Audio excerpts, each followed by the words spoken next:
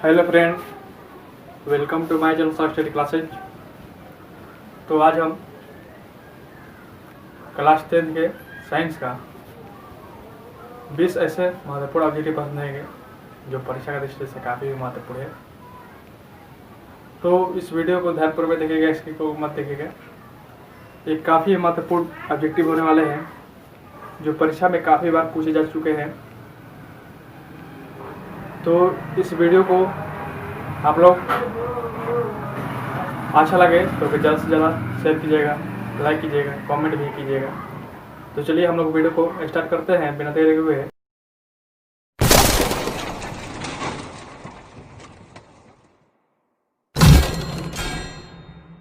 Question number two क्या कर रहा है कि प्रकाश के अपवर्तन के कितने नियम होते हैं। तो प्रकाश के अपवर्तन के कितने नियम होते हैं, 4 ऑप्शन दिया है। पहला ऑप्शन में दिया है, ऑप्शन नंबर ए में दिया है 1, और ऑप्शन नंबर बी में दिया है 2, और ऑप्शन नंबर 3 में दिया है जो सी होता है, ऑप्शन नंबर सी में दिया है 3 होता है, और ऑप्शन नंबर डी में दिया है 4। तो प्रकाश के अपवर्तन की बात करें तो प्रकाश का अपवर्तन होता है वह होता है 2। तो इसका राइट आंसर हो जाएगा ऑप्शन नंबर बी हो जाएगा इसका राइट आंसर। तो चलिए क्वेश्चन नंबर 3 की बात करते हैं। क्वेश्चन नंबर 3 क्या कह रहा है कि सरल सूक्ष्मदर्शी में किसका उपयोग किया जाता है। जो सरल सूक्ष्मदर्शी होता है उसमें किसका उपयोग किया जाता है, किस दर्पण का उपयोग किया जाता है और किस लेंस का प्रयोग किया जाता है। ये 4 ऑप्शन दिया है। तो पहला ऑप्शन में दिया है अवतल दर्पण, और ऑप्शन नंबर बी में दिया है उत्तल दर्पण, और ऑप्शन नंबर सी में दिया है अवतल लेंस, और ऑप्शन नंबर डी में दिया है उत्तल लेंस। तो बतलाना है कि जो सरल सूक्ष्मदर्शी होता है उसमें किसका प्रयोग किया जाता है। तो इसमें जो सरल सूक्ष्मदर्शी होता है इसमें हम लोग अवतल दर्पण का उपयोग करते हैं। तो इसका राइट आंसर हो जाएगा अवतल दर्पण। तो इसका ऑप्शन नंबर ए हो जाएगा। चलिए क्वेश्चन नंबर 4 की बात करते हैं। जो नेत्र निकट की वस्तु को साफ साफ नहीं देख पा सकता उसे नेत्र में होता है, उस नेत्र में कौन सा दोष होता है। इसमें बतलाना है जो वस्तु निकट की वस्तु को जो व्यक्ति साफ साफ नहीं देख पाते हैं उसमें किस प्रकार का दोष होता है। तो 4 ऑप्शन दिया है। पहला ऑप्शन में दिया है ऑप्शन नंबर ए में कि उसे दूरदृष्टि दोष होता है, और ऑप्शन नंबर बी में दिया है कि निकट दृष्टि दोष होता है, और ऑप्शन नंबर सी में दिया है उसमें ज्यादा दृष्टि दोष होता है, और ऑप्शन नंबर डी में दिया है वर्णधता वाला दोष होता है, उसमें जो वर्णधता होता है उस व्यक्ति में पाया जाता है।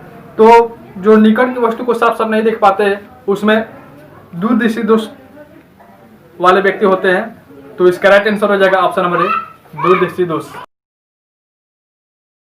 5 मानव नेत्र में होता है। मानव नेत्र में होता है किस प्रकार का लेंस होता है। इसमें बताना है कि जो मानव नेत्र होता है उसमें किस प्रकार का लेंस होता है।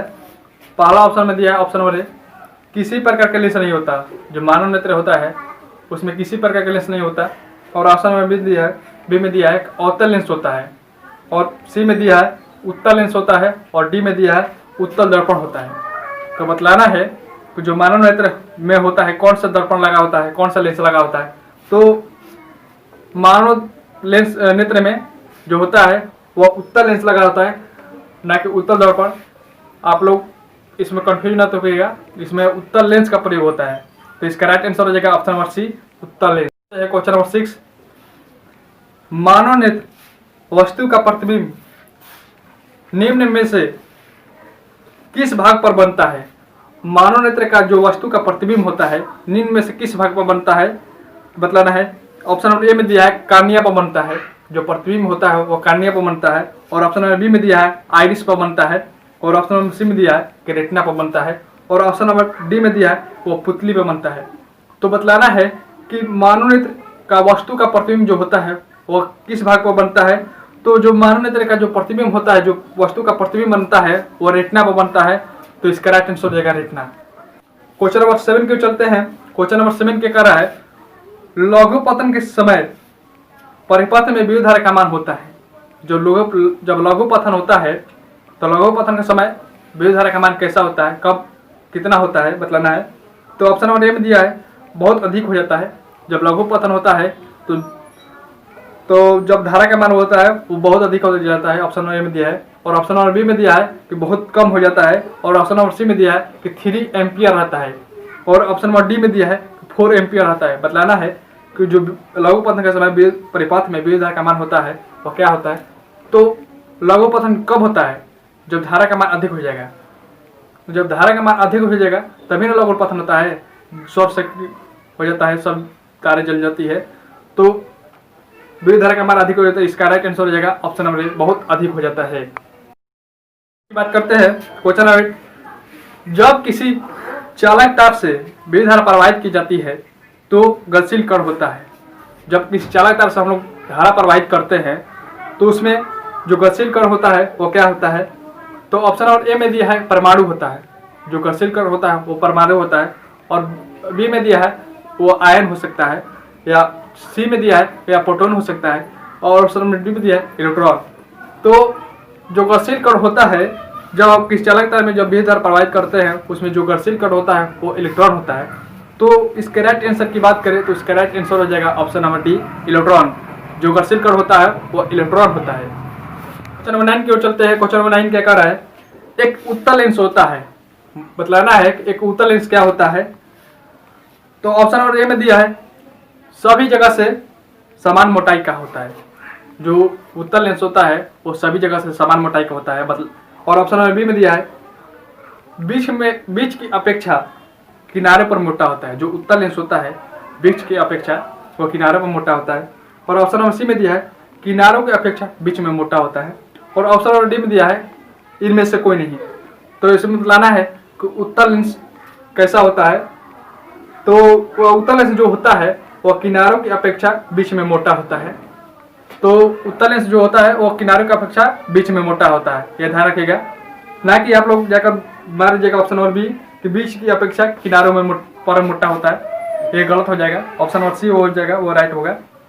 तो एक इसका सही आंसर हो जाएगा ऑप्शन नंबर सी है। Question number 10। बैटरी से किस प्रकार की धारा प्राप्त होती है? जो बैटरी होता है वो किस प्रकार की धारा प्राप्त होती है? पहला ऑप्शन दिया है दिश धारा, और बी में दिया है प्रवर्ती धारा, और सी में दिया है ए और बी दोनों प्राप्त होती है, दिश धारा और प्रवर्ती धारा दोनों, और डी में दिया है इनमें से कोई नहीं। तो बतलाना है कि बैटरी से किस प्रकार की धारा प्राप्त होती है। तो बैटरी जो होता है उससे हमें वो सिर्फ दिश धारा प्रवाहित होती है, ना कि प्रवर्ती धारा। क्वेश्चन नंबर 11 को चलते हैं। Question number 11। विद्युत चुम्बकीय प्रेरण की खोज किसने की थी? जो विद्युत चुम्बकीय प्रेरण होता है उसकी खोज किसने की थी? तो इसमें बतलाना है तो जो विद्युत चुम्बकीय प्रेरण की खोज की थी वह किसने की थी। तो ऑप्शन नंबर ए में दिया है फैराडे ने, और ऑप्शन नंबर बी में दिया है मैक्सवेल ने, और सी में दिया है एम्पियर ने, और डी में दिया है फ्लेमिंग ने। तो बतलाना है कि विद्युत चुम्बकीय प्रेरण की खोज किसने की थी। तो इसका राइट आंसर हो जाएगा वो फैराडे ने की थी। जो विद्युत चुम्बकीय प्रेरण होता है उसकी खोज फैराडे ने की थी। चलिए क्वेश्चन नंबर 12 को चलते हैं। क्वेश्चन नंबर 12 क्या कर रहा है कि विद्युत जनित्र का सिद्धांत आधारित है। जो विद्युत जनित्र होता है और उसका सिद्धांत किस पर आधारित होता है बतलाना है। ऑप्शन नंबर ए में दिया है कि विद्युत धारा के ऊष्मीय प्रभाव पर आधारित होता है, और बी में दिया है प्रेरित धारा पर। जो विद्युत जनित्र होता है वो प्रेरित धारा पर आधारित होता है, या सी में दिया है कि विद्युत चुम्बकीय प्रेरण पर आधारित होता है, और डी में दिया है कि प्रेरित चुंबकत्व पर आधारित होता है। तो बतलाना है कि जो विद्युत जनित्र का सिद्धांत होता है वो किस पर आधारित होता है। तो हम लोग जानते हैं कि विद्युत जनित्र का सिद्धांत होता है वह विद्युत धारा के चुंबकीय प्रभाव के प्रेरण पर आधारित होता है, विद्युत चुम्बकीय प्रेरण पर। तो इसका राइट आंसर हो जाएगा ऑप्शन नंबर सी, विद्युत चुम्बकीय प्रेरण पर आधारित होता है। इसका राइट आंसर की बात करें तो विद्युत चुम्बकीय प्रेरण हो जाएगा, ऑप्शन नंबर सी हो जाएगा इसका राइट आंसर। चलते हैं क्वेश्चन नंबर 13 क्या कर रहा है। नवीकरणीय ऊर्जा स्रोत है। क्वेश्चन नंबर 13 में दिया है नवीकरणीय ऊर्जा स्रोत कौन है बतलाना है। तो पहला ऑप्शन में दिया है नाभिकीय ऊर्जा। जो नाभिकीय ऊर्जा है वो नवीकरणीय ऊर्जा स्रोत है, और बी में दिया है सौर ऊर्जा नवीकरणीय ऊर्जा स्रोत है, और सी में दिया है कि कोयला से प्राप्त ऊर्जा ये नवीकरणीय ऊर्जा स्रोत है या नहीं, इसमें बतलाना है, और डी में दिया है कि प्राकृतिक प्राप्त ऊर्जा। तो इसमें बतलाना है कि कौन नवीकरणीय ऊर्जा स्रोत है, क्या नाभिकीय ऊर्जा है, या सौर ऊर्जा है, या कोयले से प्राप्त ऊर्जा है, या प्राकृतिक गैस से प्राप्त ऊर्जा है। तो इसमें बतलाना है कि कौन नवीकरणीय ऊर्जा स्रोत है। तो इसके राइट आंसर की बात करें तो जो नवीकरणीय ऊर्जा स्रोत है वो होता है सौर ऊर्जा। सौर ऊर्जा होता है वह नवीकरणीय ऊर्जा स्रोत में आता है। जो ये नाभिकीय ऊर्जा होता है या कोयले से प्राप्त ऊर्जा होता है या प्राकृतिक गैस से प्राप्त ऊर्जा होता है, ये अनवीकरणीय ऊर्जा स्रोत में आता है। इसे हम लोग खोल देने के बाद दोबारा प्राप्त नहीं कर सकते, इसे पुनः प्राप्त कर सकते हैं। जो नवीकरणीय ऊर्जा स्रोत है, ये सौर ऊर्जा की बात करें, इसे हम लोग पुनः प्राप्त कर सकते हैं। ये सूर्य के प्रकाश से ये मिलता है हमें सौर ऊर्जा जो होता है, तो इसे पुनः हम लोग प्राप्त कर सकते हैं। लेकिन जो अनवीकरणीय ऊर्जा स्रोत है उसे हम लोग दोबारा प्राप्त नहीं कर सकते। तो इसका राइट आंसर हो जाएगा ऑप्शन नंबर बी, सौर ऊर्जा। चलते हैं क्वेश्चन नंबर 14, अनवीकरणीय ऊर्जा स्रोत है। इसमें बतलाना है कि कौन अनवीकरणीय ऊर्जा स्रोत है। तो ऑप्शन नंबर ए में दिया है जीवाश्म ईंधन, और बी में दिया है सौर ऊर्जा, और सी में दिया है पवन ऊर्जा, और डी में दिया है विद्युत ऊर्जा।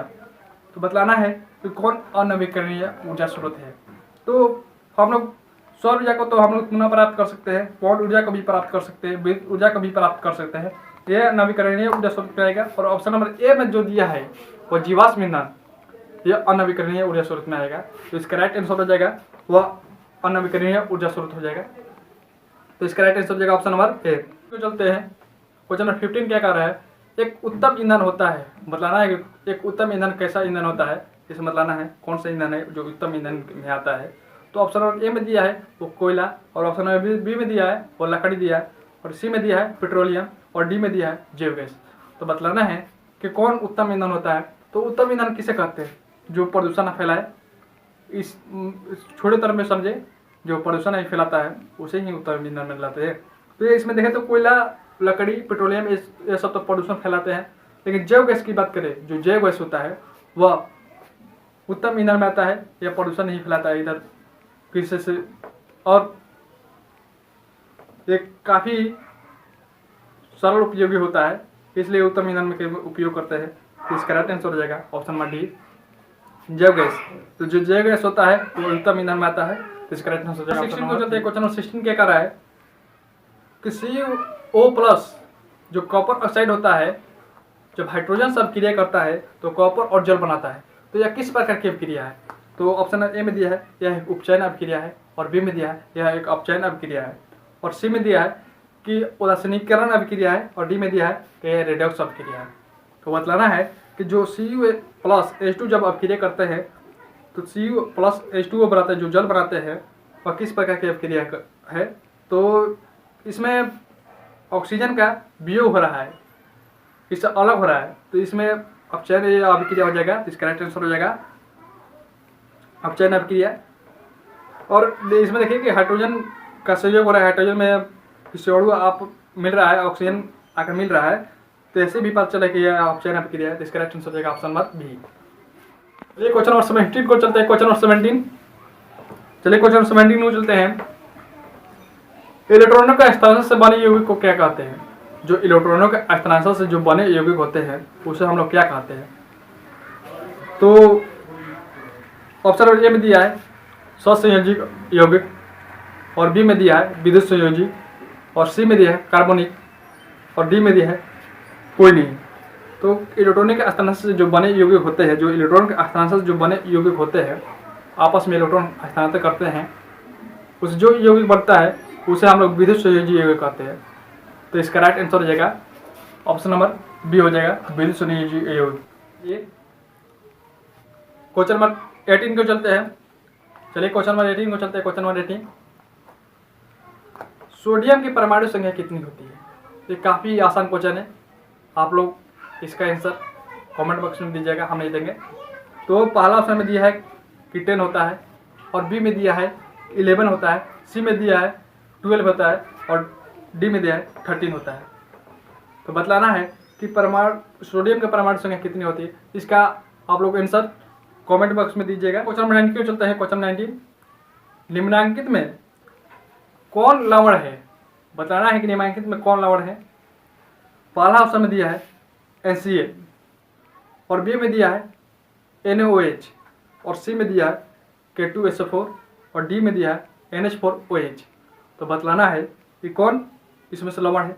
तो पहला ऑप्शन में दिया जो दिया है HCl, यह एक अम्ल है, और बी में दिया है NaOH, यह भी एक क्षार है, और K2SO4 ये लवण में आएगा, और डी में जो दिया है ये भी एक क्षार है। तो इसमें राइट आंसर की बात करें तो इसमें जो क्षार है K2SO4, तो इसका राइट आंसर हो जाएगा सी, ऑप्शन नंबर सी K2SO4। चलिए आज का अंतिम क्वेश्चन की ओर बात कर लेते हैं, 20 नंबर क्वेश्चन। तो बतलाइएगा कि निम्नलिखित में कौन विजातीय यौगिक है, बताना है कि कौन विजातीय यौगिक है। पहला ऑप्शन में दिया है चूना पत्थर, और बी में दिया है खगड़िया, और सी में दिया है संगमरमर, और डी में दिया है प्लास्टर ऑफ पेरिस।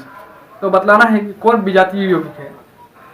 तो विजातीय यौगिक में जो आता है वह एक प्लास्टर ऑफ पेरिस आता है।